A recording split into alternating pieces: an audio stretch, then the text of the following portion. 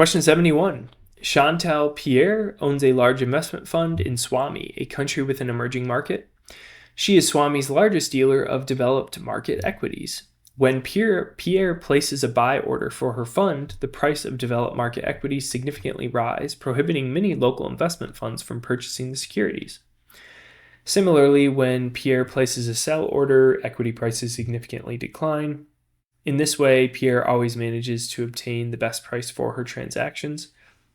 Many traders have complained that Pierre is exploiting her position in developed market equities, and that her fund's frequent trades have significantly increased equity market volatility over the past year. Are Pierre's actions in violation of the CFA Institute Standards of Professional Conduct? So we've got A, no. B, yes, she is front-running the fund's trades. There's no indication of front-running. It sounds like she just has a large fund relative to the market that they're investing in for within Swami. And when they place trades, it just kind of moves the price up and down because they are a significant player in that market. There's no indication that they're front-running anything. So I think we can rule out B. And then C, she is manipulating. Yes, she is manipulating the market using her dealer. Again, there's really no mention of intentional manipulation here, which is the key to manipulating the market. It sounds like they are just buying and selling based on what they want to do for their equity fund. And so since there's no intention to manipulate, that's not going to be a violation. So we're going to go with answer A here, which is no violation of the standards. Question 72. Which of the following is the least severe disciplinary sanction, that the designated officer may take as a result of an investigation? A, public censure, B, suspension of the CFA designation, or C, revocation of the CFA designation. So looking at these three, public censure is essentially public disapproval. So the CFA Institute coming out and saying that they disapprove of whatever actions that you did publicly. But however, you're not suspended or revoking the CFA designation. So I think we could say that suspension of the CFA designation is certainly a more severe disciplinary sanction than public disapproval. They would still be allowing you to use the marks. And then revocation is going to be even more severe since you're kind of permanently using your ability to use the CFA marks. So I think we could go with A pretty confidently here, public censure as our least severe discipline. Question 73. To comply with the Global Investment Performance Standards, verification is A, voluntary and must be performed by a third party. That sounds right off the bat. The verification process is voluntary, but it must be performed by a third party. The point of verification is that it's done by somebody else, not by yourself internally. So I think A is going to be our answer right off the bat. B, obligatory. We can rule out for that reason. It's not going to be required. Must be performed by a third party. So second part is good, but obligatory is not right. And then C, obligatory again. We can rule out for that reason. It must not be performed by a third party. Rule out for that answer. So C is double bad here in this instance. Answer A. Question 74. Chris Hines works for a brokerage company. On Tuesday, one of his analysts mails all investors a recommendation to buy the stock of Aird. The following day, Hines receives a call from one of his clients to sell Aird at market price. So we've got a difference here. We put an analyst recommendation to buy, and the client wants to sell. What should he most likely do? A, accept the sell order. B, not accept the order because it's contrary to the firm's recommendation. Or C, advise the customer of the change in recommendation before accepting the order. So when we're in a brokerage or a relationship as a broker, we do need to, we're order takers in that instance. So we need to do what the investor wants to do at the end of the day. So looking at A, accept the sell order, we do need to accept the sell order if they insist on it.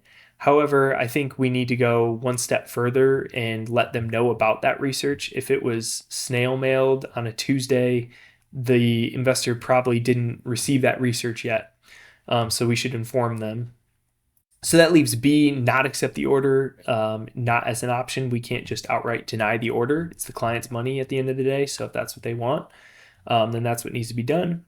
And that's going to leave C, advise the customer of the change in recommendation before accepting the order. So if we tell them, hey, we put out this recommendation yesterday for buy, you're wanting to sell. Are you sure you still want to do this? And here's what the research piece had to say, blah, blah, blah. So we should at least acknowledge that and tell them about that before accepting the order.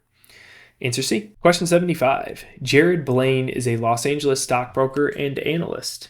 He recently used a discounted cash flow, DCF model, to analyze stocks in the semiconductor industry. After publishing his results on his blog, he calls one of his best clients and tells him to buy YYU since it is undervalued by 50% without mentioning the model he used. Blaine has most likely violated the standards because A, his model is probably wrong. While his model might probably be wrong, since a lot of models are normally wrong, we don't know from this information whether it's wrong. It says he did a DCF model and he's an analyst, so maybe he has good insight and information on this industry, and we don't know his track record. He should disclose the model, but we don't know if it's necessarily wrong. So I think we can rule out that being a violation. B, he does not distinguish between opinion and fact. This sounds like it could be our answer. And the key here is it states pretty factually that this stock YYU is undervalued by 50%. And he doesn't say based on what or anything like that. So I think that B is probably our answer. Let's make sure we can rule out answer C. He cannot work as a stockbroker and analyst at the same time. We can rule that out. You can do both of these things. So we'll go with answer B, since he claimed that the stock is undervalued by 50% as fact. Question 76. Martina Hinges CFA is a portfolio manager. In her free time, Hinges reviews the investment of her friend Serena Walls. Hinges did not charge any fees for Walls. According to the standard of professional conduct, did Hinges violate her duty of loyalty to her employer? So we've got no, because Hinges did not charge any fees. That sounds correct. I mean, she's doing this in her free time and she's doing it for a friend at no fee. It's not really up to her employer what she wants to do with her free time or who she hangs out with or wants to talk about with her friends. So it doesn't seem like there's any violation here. So I think A is probably going to be our answer. Let's make sure we can rule out the others though. B, no, because this was just a one-time exercise. It doesn't say it's a one-time exercise and frequency doesn't really play into it. So I think that although no is correct, the reasoning is better for answer A. And then C, yes, we violated because Hinges used her expertise for someone other than her employer. We can rule that out. We can use our expertise and knowledge that we gain at our employer outside of work. The issue that would come into play here is if she started charging her friend a fee that she was taking directly from her and not going through her employer. That's where this would become an issue. Answer A. Question 77. Conduct that constitutes a violation of the CFA Institute Standards of Professional Conduct concerning conduct as members and candidates in the CFA program most likely includes A, cheating on an MBA exam, B, soliciting employer clients before departing, or C, not following security measures implemented for the CFA exam. So this one's going to be answer C, and primarily because of the section that we're looking at. So conduct as members and candidates in the CFA program. So this is more so referring to ethics around taking the exam and studying and stuff like that, and kind of duties as a CFA member. Whereas A and B, these are both obviously unethical, cheating on an MBA exam and soliciting employer clients before departing. But these are going to fall under different sections within the code and standards. And so that's going to lead us to go with answer C here. Question 78. Laura Elliott is a broker at Housegate, a broker-dealer firm. She undertakes trades on behalf of clients with a high net worth. She discovers that one of her clients has engaged in portfolio funds embezzlement, which classifies sorry, which classifies as an illegal activity under domestic trading regulations. To comply with the CFA Institute Standards of Professional Conduct, Elliott's preliminary course of action would most appropriately be to A. Request for a different assignment. I think we can rule this out. If she's requesting, all she's doing is requesting for a different assignment here, this client is just going to get passed off to somebody else at the firm. And so I think it's her duty under the standards to do more than just get that person passed off. Somebody should be notified. B, report the violation to her supervisor. So this would escalate the situation and get more people involved in understanding what's going on, which sounds like a pretty good first step.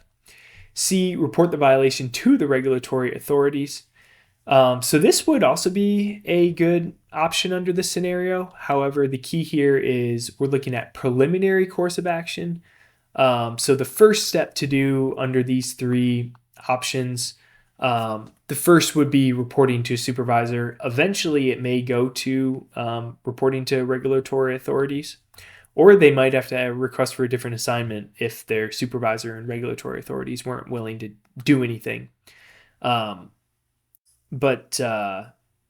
So under that context, all three of these could be eventual actions. It's more so what is that first best action to take, and that would be escalating that, reporting to the supervisor. Answer B. Question 79. To assure fair dealing, members and candidates should most likely issue an investment recommendation. A, to all clients first, then within the firm. B, simultaneously within the firm and to all its clients. Or C, simultaneously to suitable clients and within the firm. So when we're looking at something like fair dealing, I think as a general rule of thumb, when looking at questions like this, any answer that is insinuating that you should do something first, then send it to somebody else, is probably going to lead to ruling that out. So we're issuing the recommendation to clients first, then within the firm. Well, people within the firm may have other clients that they could have then issued the recommendation to as well. And so by issuing to clients first and then within the firm, we may be putting some people at a disadvantage. And then when only simultaneously doing to suitable clients and within the firm, we're excluding some clients from this group as well. So I think we can rule out C. So for fair dealing, excluding some clients or giving some people or clients favorable treatment is where we're going to want to rule out. And so simultaneously within the firm and to clients is going to be our best answer. Answer B. Question 80. Mosaic theory is defined as an analyst combining information that is A, non-material non-public and material public information, non-material public and material non-public information. We can rule that out right away since we're not allowed to use material non-public information. And then C, material non-public information. Again, we can probably rule that out for that reason, and non-material public information. And for this instance, we're allowed to use material public info since it's public. So, we're not going with C. We're ruling out C. And we're going to go with A, and that's what mosaic theory is. Essentially, we can use these different pieces. So we can use all publicly available information, and then we can take any non-material, non-public information, and we can kind of piece those two things together to come to a conclusion that may be material. And so that's what mosaic theory is, leading us to answer A.